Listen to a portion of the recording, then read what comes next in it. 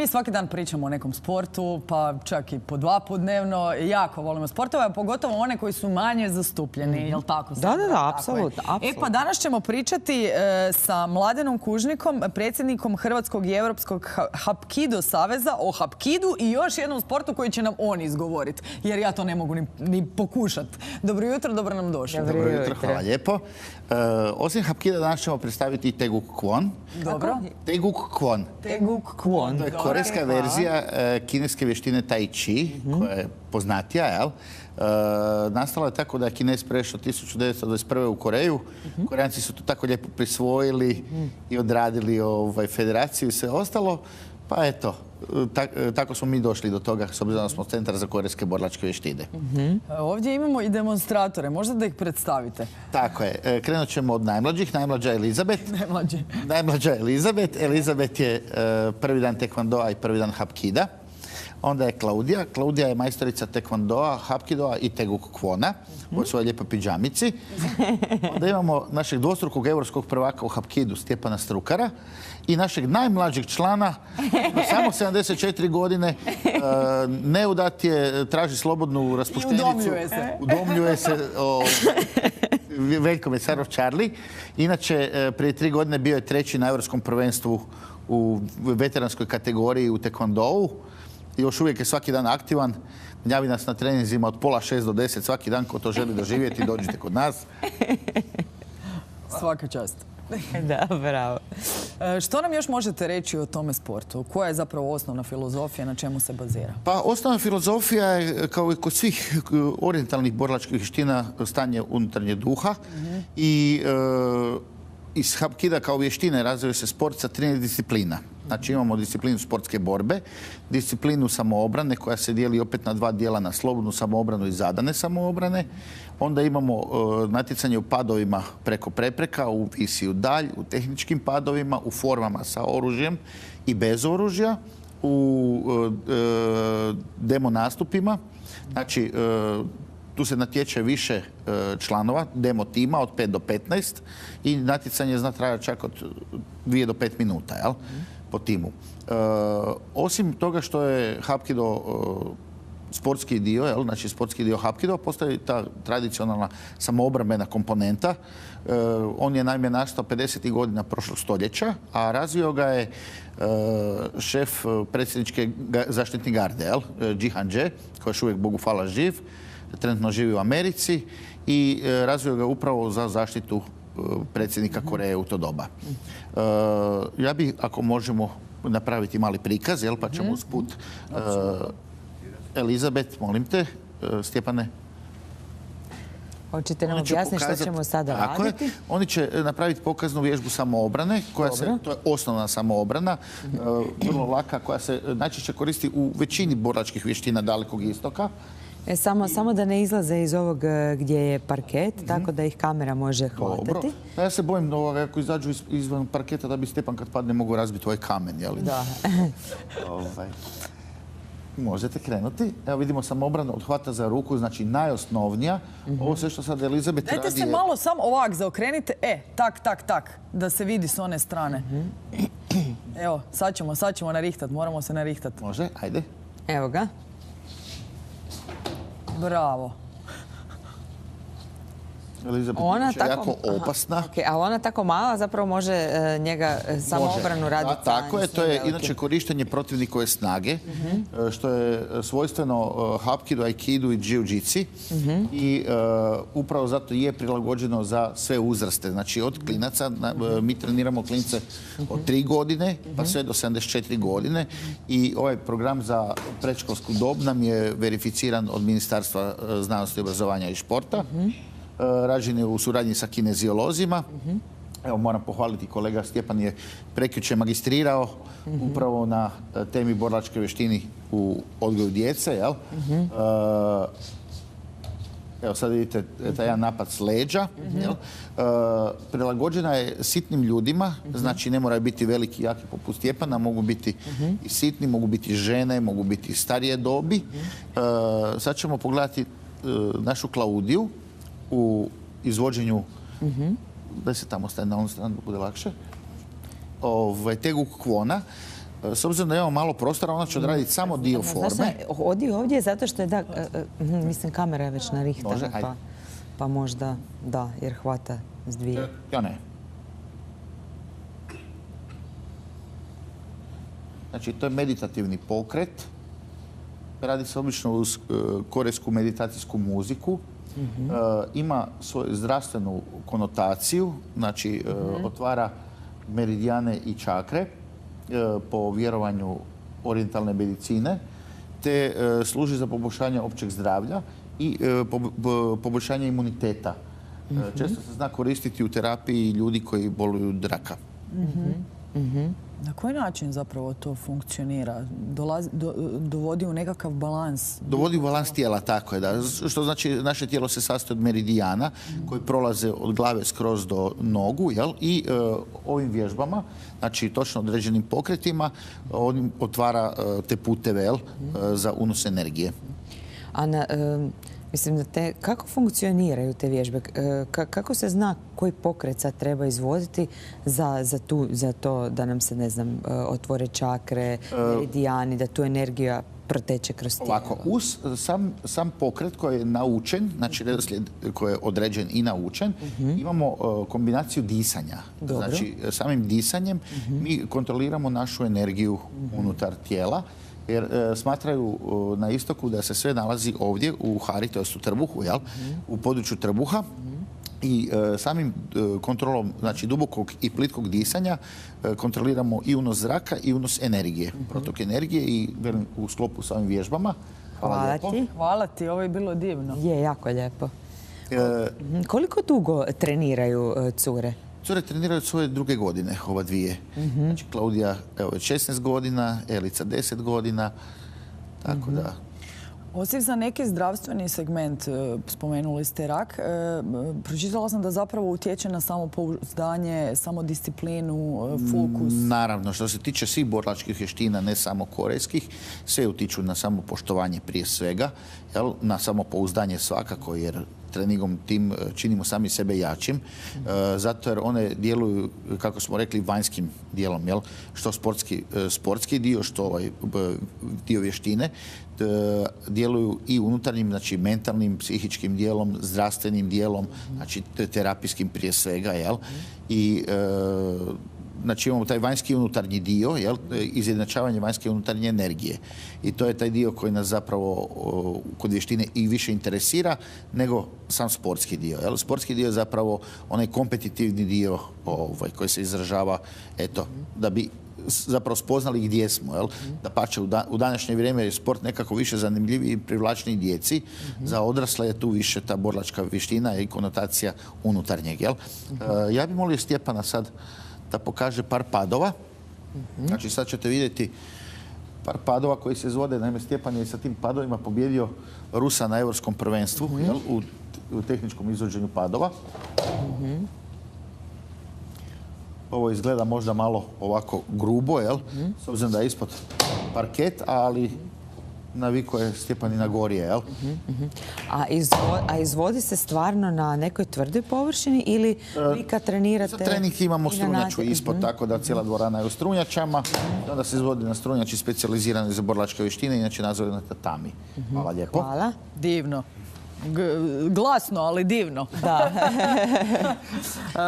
Oprema koju imaju na sebi, vidim da su svi u kimonu, osim ove mlade dame. Da. Što je to? To zapravo nije kimono, nego korejski se to zove dobok. Ove koje vidite na njima, to su majstorski doboci, učenički su čisto crni. I evo na Stjepanu vidite oznake Federacije korejske koje pripadamo i Europske Hapkido unije koja je to srećno stacionirana kod nas u Zagrebu.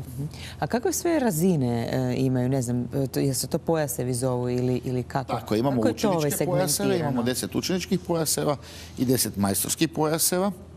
Učenički idu po bojama, znači žuta, zelena, plava, crvena, jel, s tim da svaka ima po 2 stupnja, a onda nakon toga ide crni pojas, mi to zovemo crni pojas prvi dan, jel, to se, ti danovi, ne znači da su to dan i noć, nego su to stupnjevi, znači oznaka stupnja na korejskom jeziku. Imate, ako se ne varam, i dječji program odobren od... Tako je, to smo spomenuli.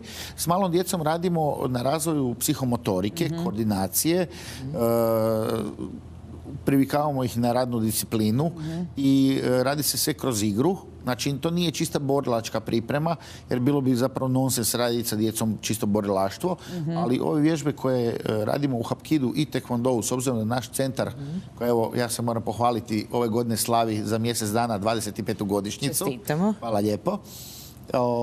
Ima kombinaciju Taekwondoa i Hapkida, ali radimo, velim, na svim tim segmentima kroz gimnastičke i anaerobne i aerobne vježbe. Jel? Kako je sam sustav natjecanja nekako organiziran?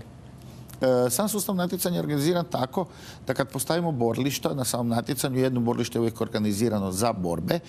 Znači, što znači za borbe? U borbama su natjecatelji kompletno osigurani, znači imaju kacigu za glavu, oklop za tijelo, štitnike za podlaktice, potkoljenice, imaju bodove.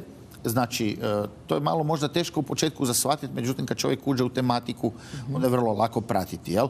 Udarac nogom i rukom u tijelo je 1 bod, udarac nogom u glavu je 2 boda, bacanje je 2 boda i poluga, znači to je ovo što je sad Elizabeth radila, to je najteži element, ona je 3 boda. Ukoliko se protivnik dovede u parter, znači imamo u stojki dio gdje se samo udara, kad uđu u klinč smiju se dovesti u parter, dovođenje u parter traje 5 sekundi i omogućava danje 3 sekunde za predaju ukoliko borac napravi dobru tehniku. A ono što me zanima, borili se međusobno cure i dečki ili je po kategorijama, posebno cure, posebno Naravno da imamo odvojeno cure i dečke, da pače i po godištima, imamo mlađi kadetski uzrast, kadetski, juniorski, seniorski i veteranski uzrast. Dakle, spomenuli smo i djecu da postoje, koliko je zapravo opasan taj sport za sve one koji možda iz nekog razloga ne žele djecu upisati na borilačke sportove. Dakle, nije agresija ono što se radi i tučnjava kao takva, nego nekakva samoobrana, samodisciplina i slično. Naprotiv, da, upravo tako. Nema uopće agresije i često puta se događa da smo imali djecu koja su bili u početku nasilnici u školi, jel? I koji su zapravo vršili bullying. Evo, jučer je bio dan međuvršnjačkog nasilja, jel? I ja sam jako ponosan što smo razvili taj jedan program međusobnog odrastanja djece zajedno, jel? I upravo kroz vježbe borilačkih vještina gdje oni ispucavaju na treningu tu svoju nekakvu eventualnu agresiju, jel? Pokušavamo to smiriti, smanjiti i dobiti od njih upravo onaj željeni efekt da oni budu koncentriraniji na ono što rade, da u školi postižu bolje odnose sa svojim vršnjacima. Jel? I to je opet, velim, imamo dovoljno razvijenih projekata za svaku vrstu djece i odraslih. I recimo tu je jedna naša posebnost, mi radimo sa djecom s posebnim potrebama. To su prvenstveno djeca sa epilepsijom i ADHD-om, gdje smo vidjeli da kroz borilačke vještine možemo postići puno više, jel? I upravo zato što nema tog kontakta nekakvog, jel? Barem kod djece nema udaraca, te jačine koji bi razvili agresiju i koji bi mogli eventualno nanijeti neko zlo, jel? Kakav je interes za ovim sportom ovdje kod nas u Hrvatskoj? Pa Hapkido još, s obzirom da je 20 godina tu, ja bih morao reći da je on malo neprepoznatljiv još uvijek. To je malo i naša greška. Koji puta velim da smo poput sekte. Radimo sa malom skupinom klinaca, mi imamo 50-ak, 60-ak. U Hrvatskoj jedno 7 klubova, 8. Imamo 2 saveza, nažalost, ali usko surađujemo između sebe, bez obzira što smo tako, u Koreji postoji 37 saveza, pa nije čudo da smo i mi u 2 saveza. Sad koji ima, eto, na neki način svoje učenike, jel, i sljedbenike. Ja se nadam da će se u neko dogledno vrijeme i to razviti. Međutim, ne bi želio na neki način kao predsjednik saveza da dođe do komercijalizacije kao što je to obično u sportovima, jel? Možda misle na sektu s obzirom da učite ove meditativne tehnike neke i učite pravilno disati to.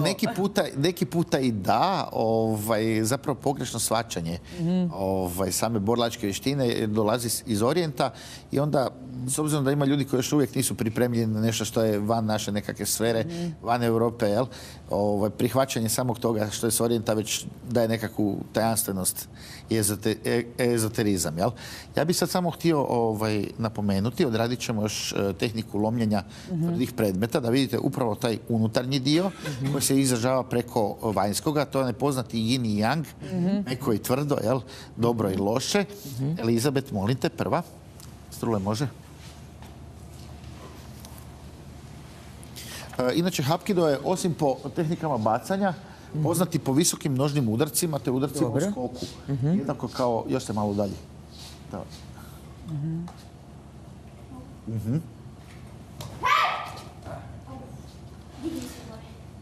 Znači, Bravo. Bravo. imamo još i tehniku intelektualno, kako je mi zovemo. Znači, to je čisti rad glavom. Dobro. Nije specifična za sve. Snagom uma. Snagom uma, definitivno. Ali to naša Elizabet jako voli tu tehniku. Može, hvala. Svaka ti čast. Svaka ti čast. Bravo. Dobro. Spomenuli smo našeg majstora Charlija, koji ima 74 godine. On godinama specijalizira lomljenje tvrdih udaraca, tvrdih materijala. Charlie, ja bi te molio. 3 komada, evo, Charlie bi lomio 3 daske. Nemojte 3. Ne bojte se, polomili je toga. Ja moram Charlija pohvaliti. Charlie se usro ujutru u 5:30 kako bi prošetal pesa i pripremio se danas za lomljenje. Evo, 3 daske zajedno, mora ih pripremiti. Dakle, sa 74 godine će on 3 daske slomiti. Glavom, jel? Mislim da neće glavom. A, dobro. On će rukama. Osim u Hapkidu, osim udaraca rukama i nogama, imamo i tradicionalno... Aha. Pa dajte tu kraj kamina da ih zgrijemo malo. Da. Ja se bojim da se Charlie ne zapali. Da. Hoćemo dvojica. Evo, ja ću pomoći pridržati da imamo otpor. Može. Ajde, lupaj. Malo skrčio. Dobro. Može? Mi smo spremne. Kaj?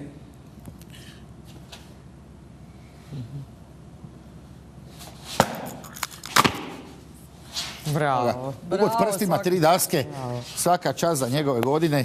Svaka čast. Evo, sad ću još morat poslije Charlija, samo zamoli da me... Budemo vas iščetkali malo. Hvala vam puno Charlie. što ste nam došli to predstaviti. Hvala svima. Hvala vama. I eto, nadam se da će ovo uspjeti malo doprinijeti popularizaciji ovog sporta. Ova, kad smo vidjeli ovo lomljenje dasaka, ostavite nam te daske za kamin. Svakako nema problema, da. Mi smo stavili Charlija bliže kaminu da se on bolje zgrije, s obzirom da je najstariji, jel? Da, dobro. Tako da... Ali vidim da njemu ne treba ovo Da, baš sam to grijanje htjela križa reći, i to ništa nije. njemu ne treba. Ne. Sa 74 godine sasvim dobro Čovjek funkcionira. je u formi bolje nego neki 20-godišnjaci, tako da... Evo, još izgovara na bolest, jel? Hvala vam puno. Dođite nam opet svakako. Hvala vama na pozivu. Zagreb